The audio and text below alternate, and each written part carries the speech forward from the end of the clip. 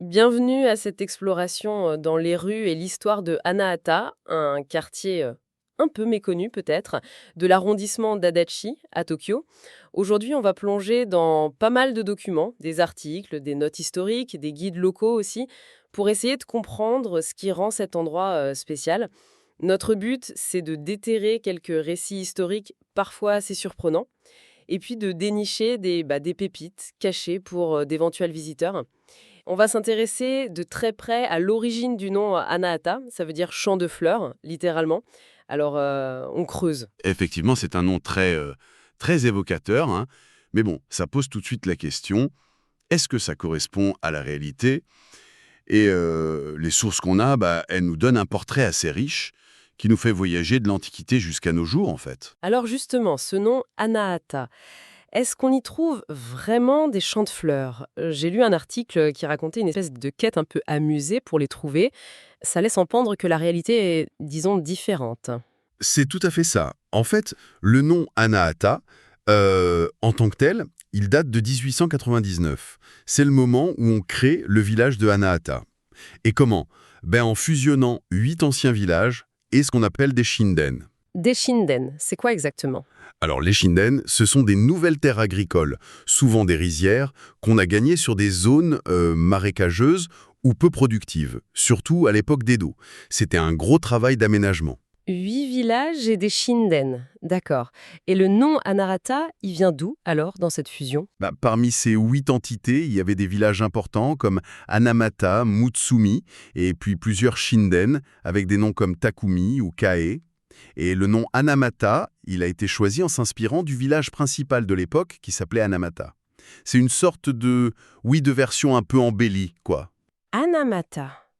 Ah oui, ça ressemble, mais c'est pas tout à fait fleur. Est-ce que ce nom-là, Anamata, il avait un rapport avec les fleurs? A priori non, pas directement. Hanamata, c'est un nom beaucoup plus ancien, on en trouve trace dans des documents qui remontent à 1352, et son origine, elle est plutôt géographique en fait.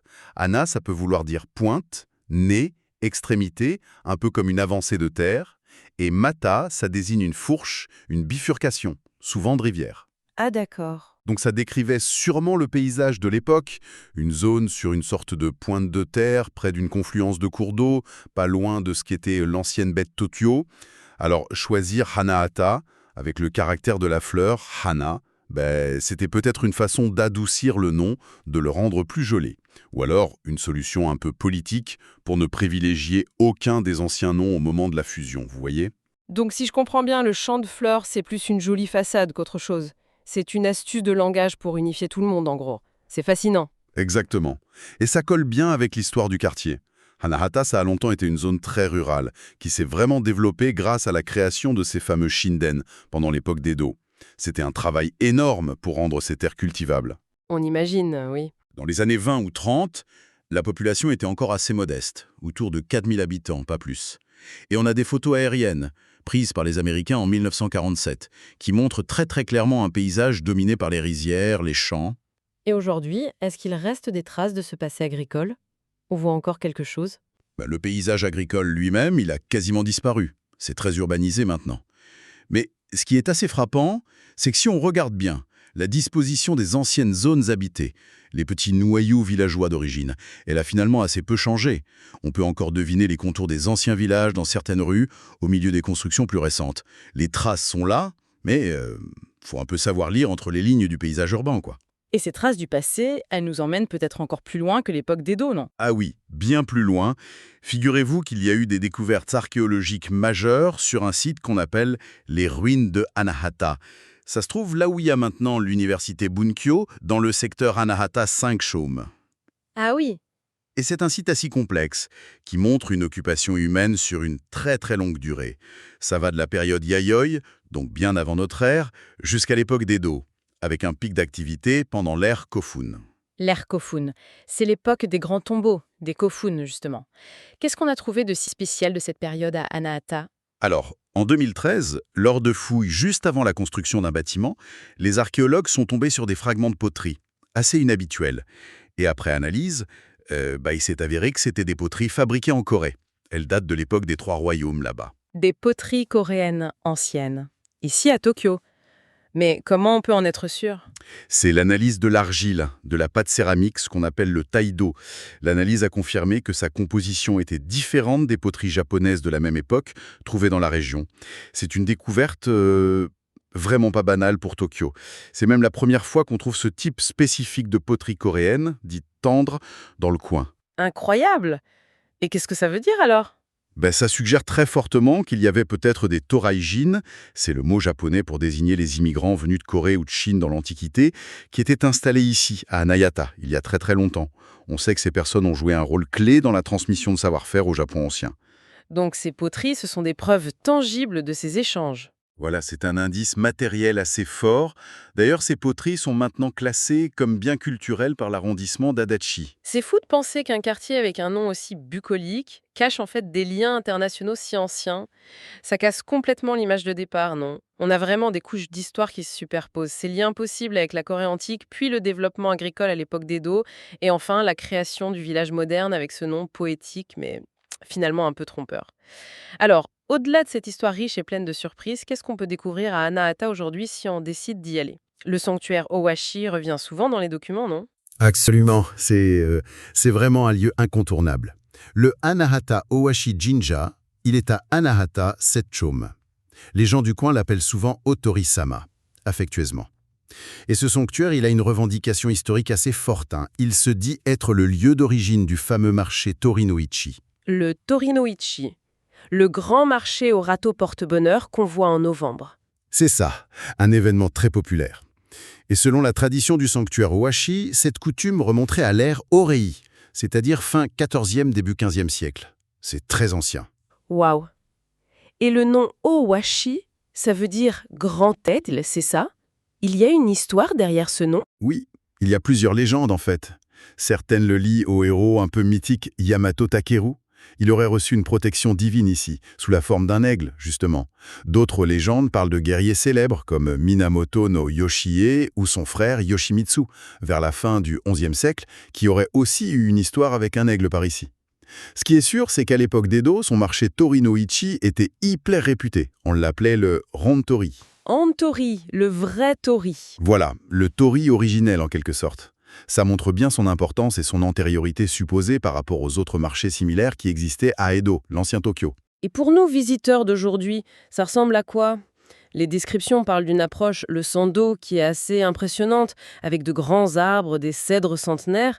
J'imagine que l'ambiance doit être incroyable pendant le festival Torinoichi en novembre, avec tous les stands, les lanternes rouges, ça donne envie d'y aller.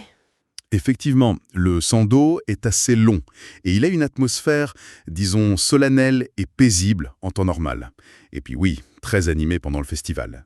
Il y a un petit détail intéressant d'ailleurs. Juste à côté de l'allée principale, il y a un jardin avec un étang. Ah oui! Et au bord de cet étang, il y a un tout petit sanctuaire, très discret, dédié à la divinité de l'eau, Mizugenjia. Une des sources décrit cet endroit comme un « power spot ». Un power spot. Un lieu avec une énergie particulière? C'est ça, peut-être à cause de l'eau, des vieux arbres, du calme. Il y a des bancs, on peut s'asseoir et juste profiter de l'endroit. C'est assez agréable. Bon à savoir pour une petite pause zen. Et côté pratique, le festival Torinoichi, ça a lieu quand exactement? Alors, c'est toujours en novembre, mais sur des jours spécifiques qui sont déterminés par le calendrier traditionnel chinois. Ce sont les jours du coq. Tori voulant dire oiseau ou coq. Il peut y en avoir 2 ou 3 dans le mois. Ça dépend des années. Par exemple, en 2024, c'était les 5, 17 et 29 novembre. D'accord. Et pour y aller, attention, petite correction par rapport à une note.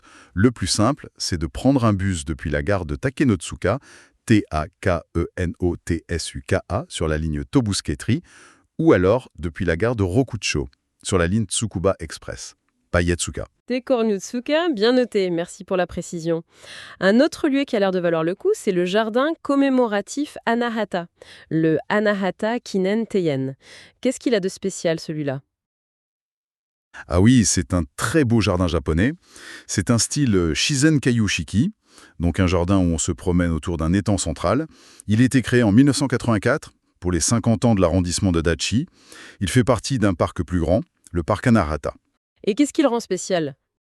Ben, ce qui est assez particulier pour un jardin public moderne, c'est qu'ils ont intégré des éléments qui rappellent un peu les châteaux japonais. Des murs en pierre sèche, les ishigaki et même des sortes de douves. Ça lui donne une ambiance un peu différente. Une source le compare un peu au jardin Orana, à Yanagawa, dans le sud du Japon. Intéressant, cette référence au château. Mais comment ils ont fait ça? Le terrain était plat au départ, non? Oui, oui, c'était plat. Ils ont fait un gros travail de terrassement. Ils ont créé des collines artificielles couvertes de gazon, les tsukiyama pour donner du relief, et le clou du spectacle, c'est une grande cascade à 3 niveaux, la Sandan no Taki. Elle est construite avec de grosses pierres naturelles, des pierres de type samba qui sont assez réputées. Ah ouais? Oui, et d'ailleurs on sent qu'ils ont vraiment mis l'accent sur la qualité d'équerre partout. Pour la cascade, mais aussi pour les chemins de pas japonais sur l'eau, les sawatoishi, ou pour border les petits cours d'eau près du pavillon d'attente. Ça montre un vrai soin dans la conception. Et la vue depuis le jardin, elle est comment? On voit quoi? Alors, depuis le pavillon Azumaya, qui est bien placé face à la cascade et qui domine un peu l'étang, la vue est assez large, très harmonieuse. Les sources disent que ça rappelle un peu l'esthétique des grands jardins de promenade des seigneurs, les daimyo, ou même des jardins impériaux de l'époque d'Edo. Et c'est visiblement très bien entretenu par des paysagistes locaux. Et qu'est-ce qui attire le plus les gens, à part la beauté générale du lieu? Il y a des moments particuliers? Ben, les sources insistent beaucoup sur l'automne, bien sûr, avec les érables japonais, le momiji. C'est magnifique, paraît-il. Et surtout, il y a un événement spécial à cette période, Autumn Light Up. Des illuminations? Oui, pendant plusieurs week-ends, entre fin novembre et début décembre, le jardin est illuminé la nuit. Imaginez les yukitsuri, ces protections coniques en corde sur les pins. Très graphique, la cascade éclairée, les reflets sur l'eau. Ça doit créer une atmosphère vraiment féerique. Ça donne envie, en effet. Et un bon point aussi, il y a un parcours accessible aux personnes à mobilité réduite. Super. Et est-ce qu'il y a des services sur place, un endroit où se poser? Oui, oui, au cœur du jardin, il y a le pavillon Okate. Dedans, il y a un café avec une belle vue panoramique sur l'étang et la cascade. Pendant les illuminations, ils servent des boissons chaudes, des douceurs de saison, genre de l'oshiruko, cette soupe sucrée aux haricots rouges. Miam! Et en temps normal, on peut aussi y manger un petit quelque chose. Le pavillon abrite aussi une petite galerie d'expo et un salon de thé traditionnel, le Fudanasan. Il y a même un événement qui combine tout, le Anarata Guide Walk. Ça comprend une conférence sur l'histoire du quartier, une visite guidée et l'accès aux illuminations. Pas mal! Et pour ceux qui voudraient explorer un peu plus le quartier, est-ce que nos sources donnent d'autres pistes, d'autres petits coins sympas? Oui, quelques autres idées. Pour les amateurs de nature en ville, il y a le parc Biotope Kuazu. Il est aménagé sur le site d'une ancienne école primaire et il est conçu pour favoriser la biodiversité. Un bon endroit pour observer la petite faune, la flore locale. Plutôt sympa comme réutilisation d'une école. Tout à fait. Côté historique, il y a des sites plus petits mais intéressants. Le temple Shugakuin, par exemple, qui aurait la plus ancienne stèle Koshin de Tokyo. Ces stèles sont liées à une croyance populaire pour se protéger des mauvais esprits. Il y a aussi le temple Jishoji, où on trouve la tombe de Toyama Yuzo. Toyama Yuzo. Oui, c'est un personnage considéré comme le pionnier du nettoyage à sec moderne au Japon. Assez inattendu. Et puis, il y a le sanctuaire Asama Jinja, qui possède un Fujitsuta. Un Fujizuka. Qu'est-ce que c'est que ce truc? C'est une réplique miniature du mont Fuji. Une petite colline artificielle, parfois faite avec des roches volcaniques du vrai Fuji. Grimper dessus, ça permettait aux fidèles, surtout ceux qui ne pouvaient pas faire le vrai pèlerinage jusqu'au mont Fuji, d'accomplir symboliquement l'ascension et d'en recevoir les bienfaits. Ah, c'est génial ça. Un pèlerinage express en plein Tokyo? Voilà, c'est un peu ça, hein. C'est assez typique de certains sanctuaires de la région. C'est assez poétique comme idée, non? Carrément. Et pour une petite pause gourmande, est-ce qu'on a quelques adresses locales dans nos notes? Quelques mentions ici et là. Il y a un restaurant italien, Itotsubu no Mugi, ça veut dire un grain de blé, qui a l'air apprécié et qui est géré par une structure d'aide sociale, ce qui est une initiative sympa. Il y a aussi un resto chinois, Seika Baiten, dont une source dit, mais c'est un peu anecdotique, qu'il y aurait un lien avec une chanteuse locale.